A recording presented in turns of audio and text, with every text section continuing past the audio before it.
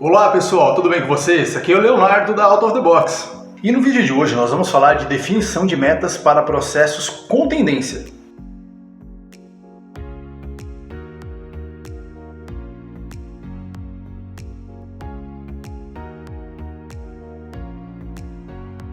E esse é o nosso quarto vídeo da série, por isso se você perdeu um dos outros três, acompanhe no nosso canal.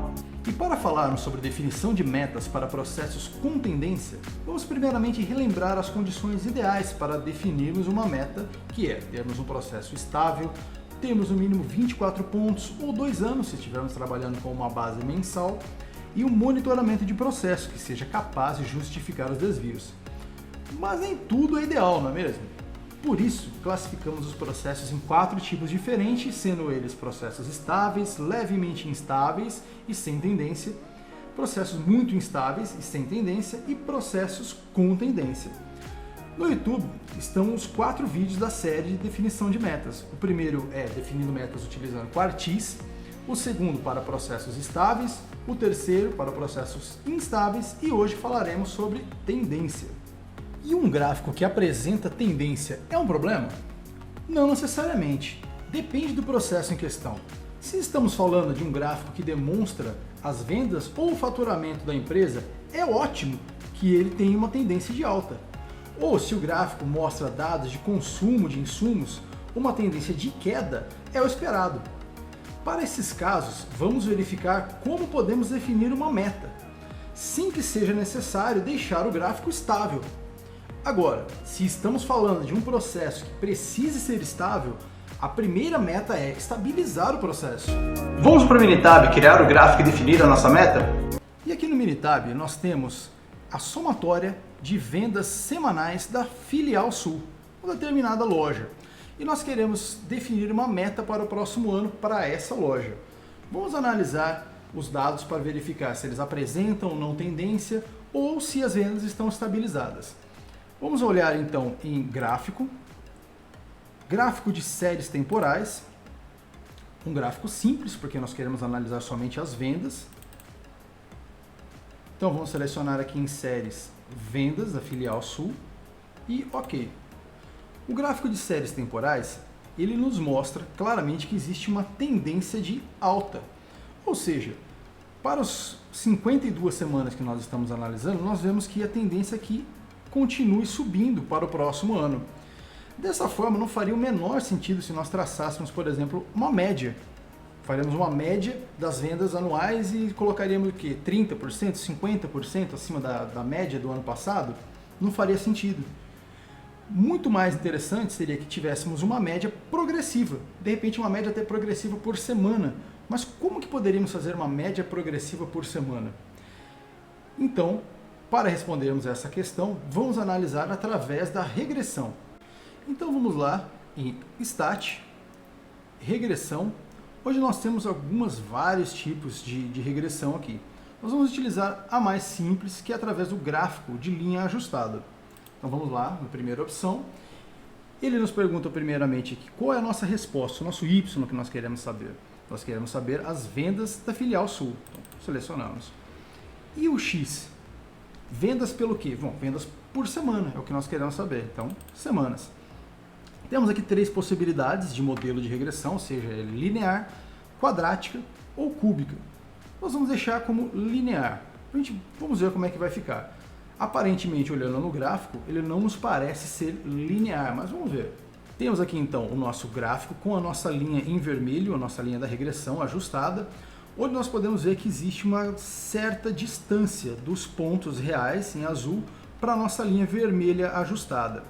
Essa diferença entre a linha vermelha ajustada e os pontos reais, ela é mostrada pelo nosso R. Nós temos aqui 2 R's, o R quadrado e o R ajustado.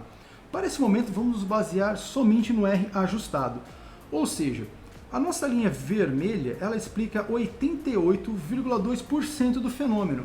É bom, é muito bom, mas ainda não é excelente. Aqui nesse gráfico também ele nos mostra uma fórmula que pode prever então as vendas. Como que eu posso prever as vendas futuras? Por exemplo, nós estamos aqui na semana 50. Qual seria de repente a venda para a semana número 100? Colocaríamos então 1,641 vezes 100 mais 3,55. Seria então a venda aproximada que essa regressão linear está nos propondo.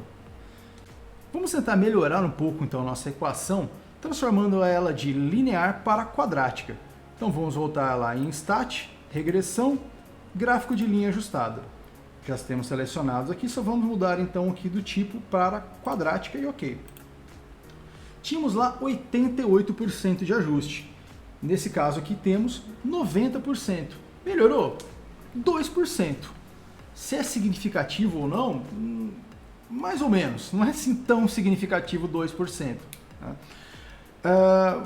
Vamos fazer ainda de terceiro grau. Vamos ver como é que ficaria.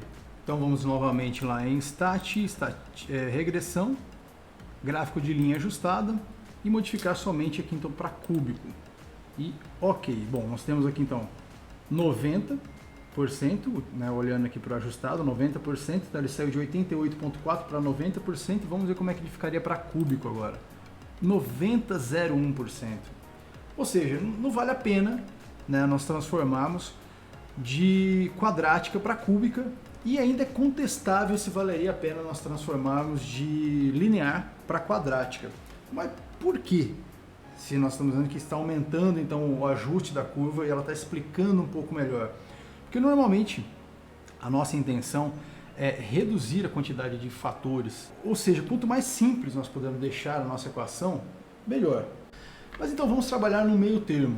Nem na de terceiro grau e nem na linear. Vamos trabalhar com a de segundo grau, que nos parece um pouco mais interessante. Então vamos lá novamente em Stat, regressão, gráfico de linha, novamente quadrática. Só que agora nós vamos entrar em opções. Em opções, temos aqui algumas transformações que não vem ao caso no momento, não é necessário utilizarmos, de log, né? Mas o que nós queremos são opções de exibição de intervalo de confiança para a média e exibir o intervalo de predição. Vou selecionar os dois aqui, com um nível de confiança de 95%. Ok? E ok. Então temos lá, segundo grau, ele nos mostra aqui então a nossa equação, aqui de baixo. Ele nos mostra a nossa linha vermelha, que é a linha da nossa equação. E o que ele nos mostra a mais? O intervalo de confiança em verde da média. Ela nos mostra que a média dos pontos não deve ultrapassar a linha verde. Porém, os pontos individuais eles podem variar, só que devem estar dentro da linha da predição, a linha roxa. Ou seja, o que nós fizemos aqui? É praticamente como se nós tivéssemos feito então uma carta de controle para os nossos dados que não estão estáveis. Com isso e com essa fórmula, nós podemos então predizer as vendas para as próximas semanas, de semana em semana. Nós paramos aqui na semana 52, queremos saber para a semana 53. Simplesmente substituímos aqui 53 elevado ao quadrado, multiplicado por esse número e assim por diante.